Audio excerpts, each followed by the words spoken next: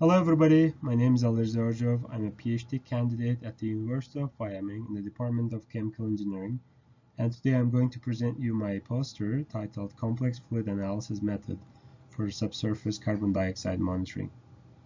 CO2 at subsurface has the highest potential to deal with the enormous amount of carbon dioxide in atmosphere.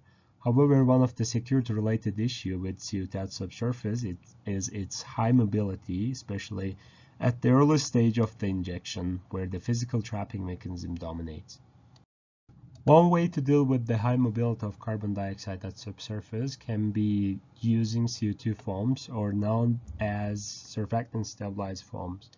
However, surfactant stabilized foams in high temperature and pressure conditions are unstable, and another method to increase the stabilities of surfactant stabilized foams is adding nanoparticles together with the surfactants. Thanks to the synergetic effect between the surfactant molecules and the nanoparticles, the stronger foams can be obtained by adding nanoparticles to the solution. The addition of nanoparticles, such as iron oxide, has been shown to enhance the stability of the foams, especially when used together with the surfactants. Apart from their role in stabilization, iron oxide nanoparticles also possess unique magnetic properties, which makes them attractive in different fields, including subsurface applications. In this study, we explored the novel application of these nanoparticles initially intended for stabilizing CO2 foams. These nanoparticles can also serve as tracers for monitoring the migration of subsurface CO2 plumes. The monitoring process envisions the detection of small quantities of these particles within subsurface fluid environments.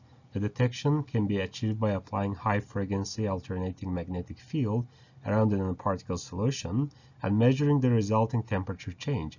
The heat generation results from a combination of three mechanisms known as hysteresis losses, Neal and Brownian relaxations. So based on this theory, we built an experimental setup illustrated here, where a high-frequency magnetic field can be generated around the sample, contains small amount of magnetic nanoparticles inside the solution, and generated temperature change can be precisely measured by a thermal camera. In this study, we use commercially available magnetite nanoparticles and further characterize them by using dynamic light scattering and vibrating sample magnetometry. The results are reported in the table.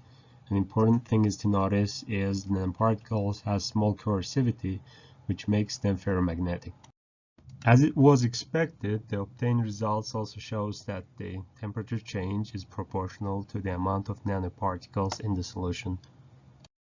And if we plot delta T values against nanoparticle concentrations, for 13 data points, we can observe a high degree of linearity with an R-square of 0.97.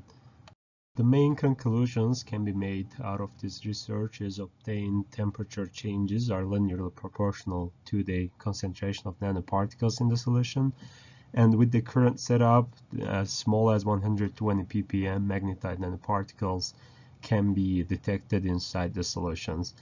And this is a still ongoing project and was supported as part of Center for Mechanistic Control of Unconventional Formation, an Energy Frontier Research Center founded by U.S. Department of Energy. Thanks for your attention.